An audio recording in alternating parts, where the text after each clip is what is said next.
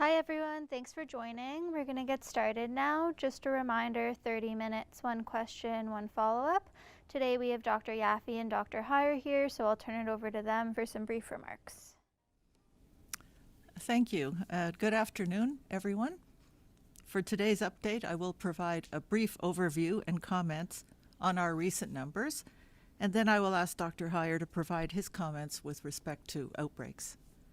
Since we last spoke on Monday, Ontario has recorded an additional 3,876 new cases of COVID-19.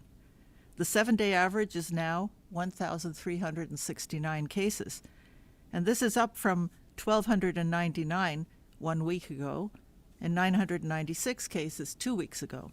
Most of the cases reported over the last few days, in fact, close to 80% of the cases, are concentrated in those regions that are now in the red. Control zone, which is Toronto, Peel, York, Hamilton, and Halton. Our latest test positivity rate for the province is 4.1%, which is only slightly lower than it was 1 week ago at 4.3%. As our cases have increased in recent weeks, so too have our hospitalizations and, unfortunately, the deaths. Today, there are 526 people hospitalized with COVID-19, which is a 22% increase over last week, where we had 431. And there are 146 people in ICU, which represents a 49% increase over last week. Tragically, yesterday we reported 32 people lost their lives to COVID-19, and today we have the sad news of reporting another 28. We do not want to forget that all these numbers represent human beings who have people who love them and care for them. We want to offer our sincere condolences to those impacted by the lives lost and offer our support to those recovering from the illness as well as those caring for them. Before I turn it over to Dr. Huyer, I do just want to add a few observations. I know that these trends are concerning, and overall, we're heading in the wrong direction. We have been saying this repeatedly for some time now. And over the last few days, we have been carefully reviewing the data and discussing next steps for our health unit regions, that feeling of concern and urgency has not diminished. In fact, for some areas, it has intensified. We need to get these numbers down to protect the health and safety of Ontarians and to protect our healthcare system from becoming overwhelmed. I continue to urge people today and every day to make the right decisions. This challenge is not insurmountable, but it is going to be tough. I know what you're saying is, we've been asking this of you for quite a while now, and with winter coming, it may feel even more overwhelming knowing that months into this pandemic, we still need to physical distance, wear a mask, only have close contact with those you live with, wash our hands frequently, etc. But those are the things that we know will make a difference, so thank you for doing all you can to help flatten this curve. I'll now ask Dr. Huyer to make a few comments. Thank you, Dr. Yaffe. And I also want to reiterate the comments of recognition of the tragedy of people who have died over the past months and the loss that families and communities and friends have suffered. And also, as Dr. Yaffe also commented, those who are ill. We listened to the number of people in the intensive care unit. These people are extremely unwell, and it's really important to remember that while we talk about numbers, as said, these are individuals.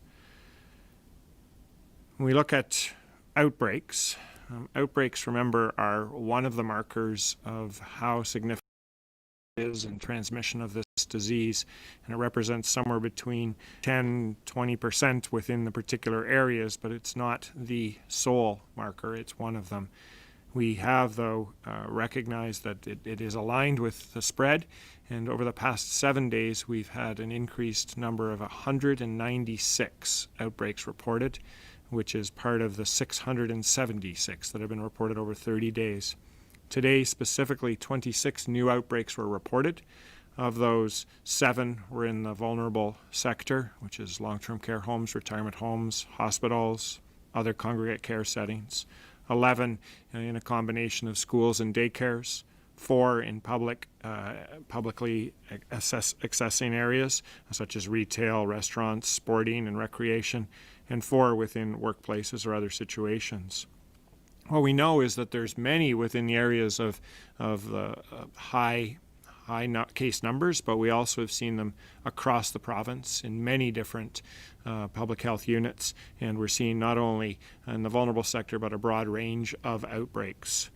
This is certainly highly aligned with community spread, and the spread in the community then comes into the setting, then spreads within the setting, and then the cycle continues, unfortunately, that it goes out into the community and further infection. In areas where there's less, and we have more detailed recognition of the outbreaks, where there isn't as much community spread, the public health units are able to do more detailed investigation, and there is one in a smaller jurisdiction, which was a sporting event that had involvement of 4 different settings, and within those settings there were over 30 cases and over 150 people that were high-risk contacts, and from those 30 there was a spread into a long-term care home and also into households, as well as an allied health professional who could spread to patients. So this allows a greater understanding of the illness, but it also recognizes and points out when it's so widespread, it's really challenging to be able to drill down and fully understand the extent of the outbreaks. What we have seen and we continue to see is it's consistent with social settings. So during social intersections, during settings that may be at parties or gatherings, but also in workplaces when people socialize during their break periods or before and after. People who don't mask during areas of close proximity, and that may be during the exercise in the sporting setting or during their trips to the setting, carpooling, coming together without masks, socializing during and then potentially socializing after. We've recognized that the probability of a person in a setting when there's increased prevalence is higher. And there's information that will show, for example, in a 4% population, if you have a setting of 10 people, there's a 40% chance that somebody will have that infection and then potentially spread it to others.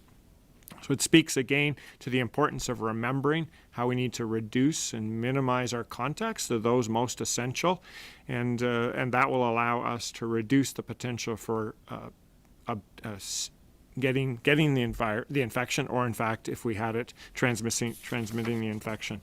So very important to think about that, and very important to consider what we can do and how we can all work together to think about where we're going, think about what we're doing, think about how we can reduce the potential chance for any transmission, and then if there is any potential that somebody may have that, take the appropriate steps to prevent any transmission by washing hands, wearing masks, and staying distanced. Thank you, Dr. Yaffe, and we're open for questions at this point, I think. We'll go to the phone lines. Just a reminder, 1 question, 1 follow-up. Over to the first question, please. Your first question comes from Randy Rath with CHCH-TV. Please go ahead.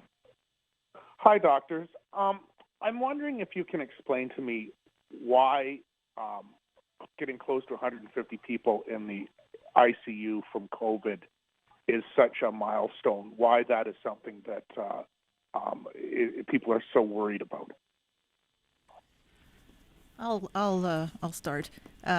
This is something that has been calculated in terms of allowing enough beds in the ICU to continue with elective surgery and other patients who normally come through to the hospital with conditions that require ICU care and treatment. So if it goes over 150 for COVID, then it will impact negatively on people requiring ICU care for other reasons.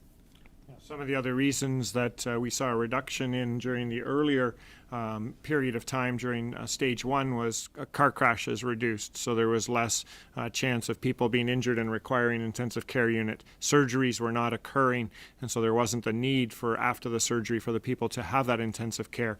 So the number is based upon the number of available beds and staffing, importantly, because it's a highly technical and a highly complex care area within the healthcare system.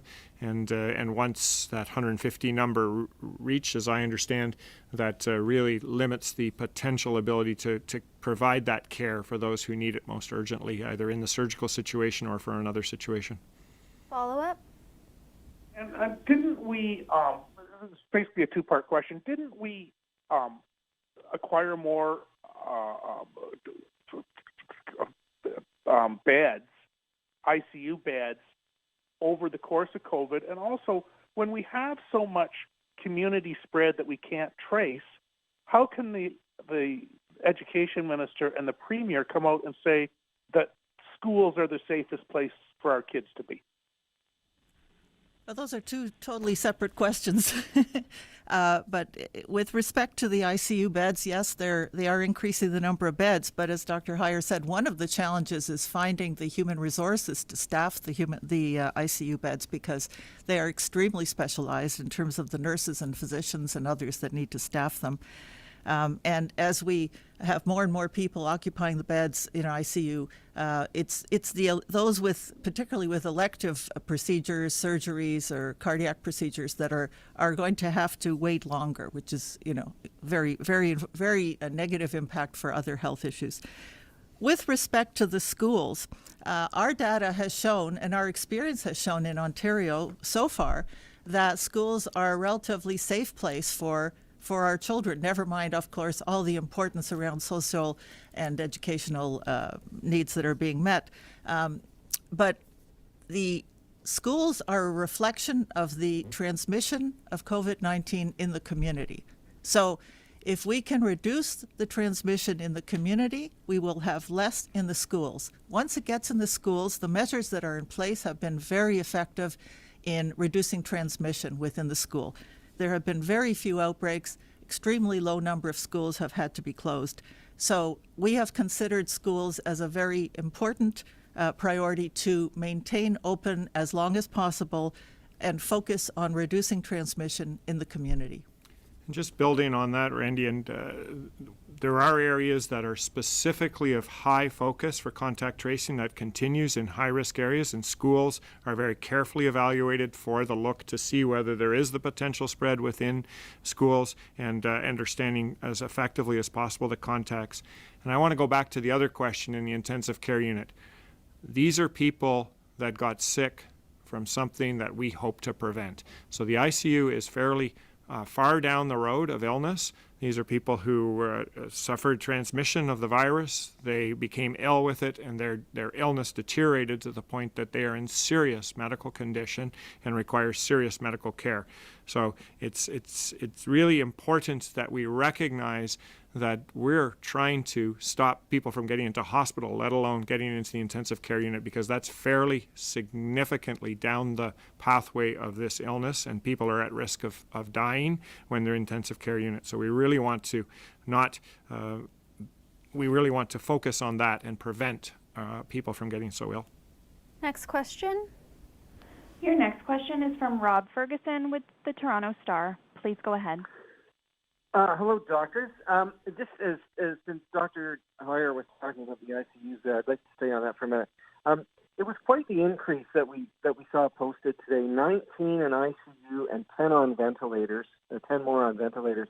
That is a lot higher than we usually see, and I wondered if you had any detail behind that as to why the sudden leap, or was that maybe a few days condensed into one? Was it a statistical issue like that? Hi, Rob. I don't have a specific answer for the particular reason for today. I don't know. What I can say is that we have continued to see progressive increase over the past number of days in many different ICUs. And in my view, and I looked at Dr. Yaffe, but in my view, this is representative of the significance of the number of cases. As you heard from Dr. Yaffe, the numbers continue to increase in cases. And as we have higher numbers of cases, there will be a percentage that will proceed to significant illness, and I believe that's what it is. I stand to be corrected. There may be some other information that I'm not aware of, but I think that that's likely what's going on. I think I agree with that, but I think in addition, the fact is as the community transmission increases and we get more cases, the infection is spreading into older age groups. So it started this time in the second wave with young people, 20 to 39 age group. It's now hitting the older people, it's getting into long-term care, retirement homes, and so on. And we know that people, particularly over the age of 60 or 65, are at higher risk of serious illness and unfortunately complications and death. And of course, it also is more serious in people with underlying illnesses. So as more and more people are infected, more older people, it's not unsurprising to see more people ending up in hospital, unfortunately, and in ICU. Follow-up? Okay, thank you for those. I'm wondering, since we're all waiting to find out what the lockdown details are going to be tomorrow. When you're deciding on a lockdown now or making recommendations on it, what have you learned from the last time and the latest kind of statistics about what needs to be included and what maybe could be excluded? I remember last time, for example, you couldn't go to the dentist, you couldn't get a haircut. Are some of those things going to be possible, do you think, given the data you've got? Do you have a lot of evidence of transmission at the dentist or in barbershops or, things like that? I am not personally on the public health measures team, so I'm not aware of the details of what they've recommended, other than I do understand that schools are a high priority not to be closed as much as possible. Obviously, we'll have to see. The recommendations from public health measures have gone to the Chief Medical Officer of Health, Dr. Williams, who then brings them to the Minister of Health, and then they go to Cabinet. So unfortunately, I don't have any further details, so we'll have to wait and see what comes out. Next question. Your next question comes from Jeff Gray with the Globe and Mail. Please go ahead.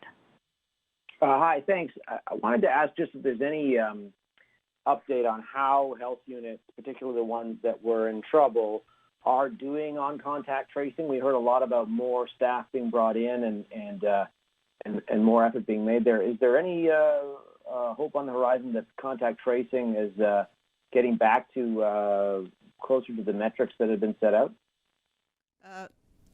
You're right. It has been a challenge particularly for those health units who have had large numbers of cases.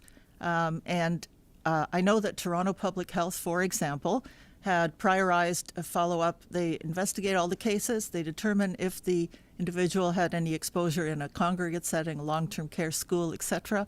And those are the priority cases that get contact follow-up, although they inform the case to talk to their household or other close contacts. I understand they are going to be going to further contact follow-up using technology, I believe. And this is something that actually the province has offered to all the health units now, to use what we call the virtual assistant, where it works for the case to then the health unit will send an email or some kind of message to the contacts or to the case to fill in the contact information that can then be followed up by third-party call center staff. So we do have a significant number of staff trained to do that kind of third-party contact follow-up.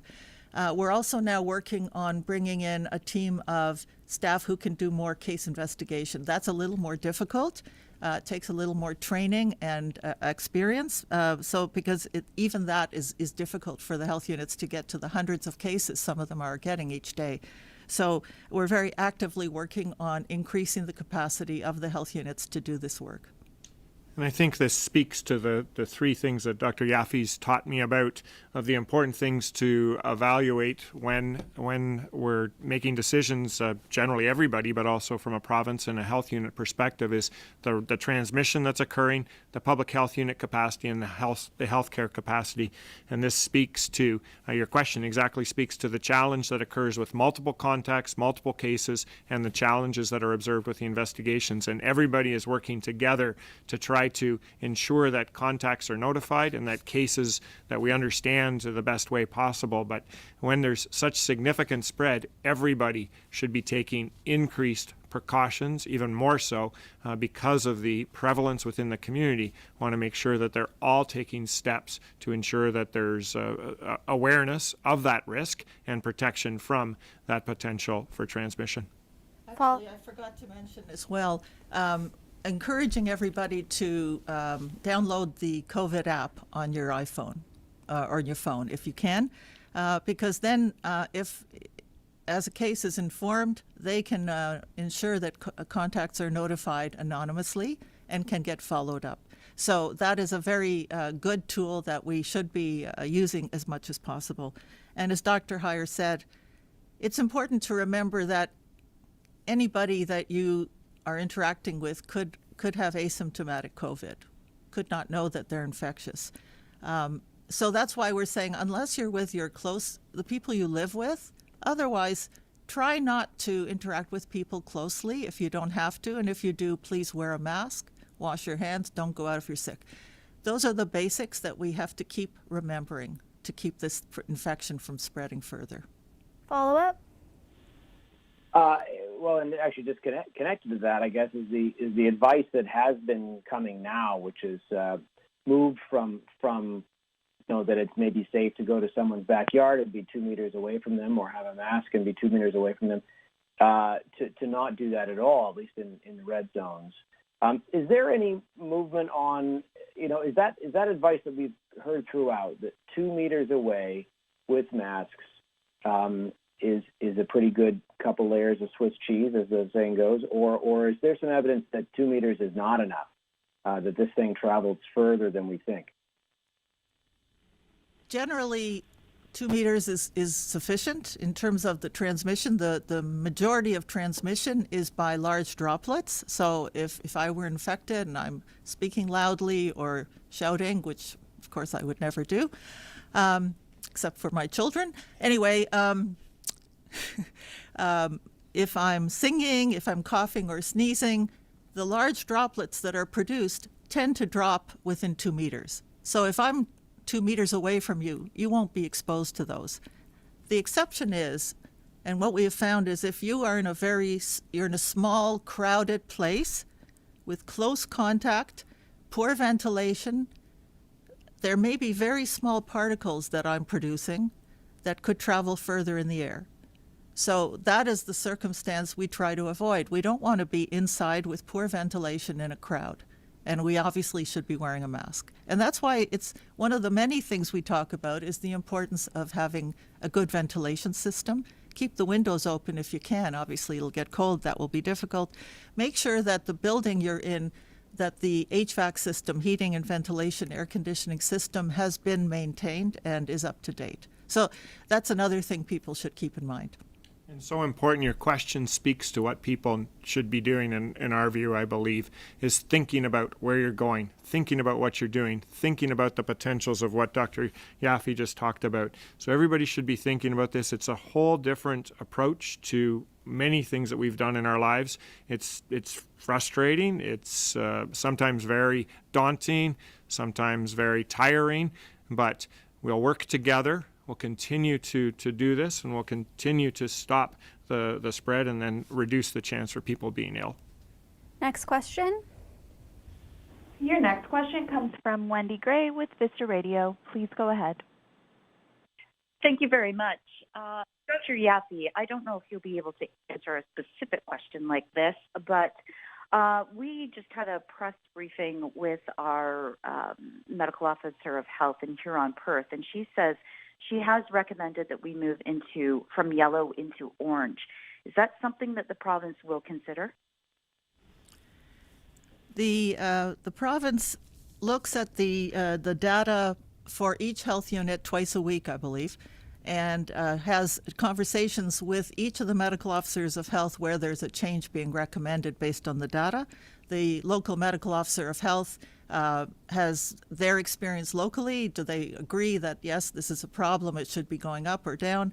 And also, what are the local businesses and local officials feeling about this? Is this something that would be workable? And so if that medical officer of health has spoken to our staff and the chief medical officer of health about that recommendation, If everybody feels that's the right recommendation, that's what would happen. So I don't know the specifics about here on Perth, but if that MOH, Medical Officer of Health, has talked about that publicly, the chances are that's probably what's going to happen. Follow up? And when would that decision be made? I believe they're going to be announced shortly, possibly tomorrow, but I'm not 100% sure. Last question? Your final question comes from Colin DeMello with CTV News. Please go ahead. Hi, good afternoon, doctors. As we come up to the Christmas season, I just wanted to know how much of a concern is indoor retail, especially things like malls. Hi, Colin. It's Dirk. How are you doing? I think that it's one of the many things that we all need to think about. I don't have a specific answer for you. We don't. These are all considerations that will be made by the Public Health Measures Table. But I think the important thing is to come back to the first principles that have been talked about many times today, and I hate to be repetitive on them, so I'm not going to be, except for ensuring that people aren't in close proximity and that the appropriate precautions are taken so that there would be reducing all avenues of potential transmission.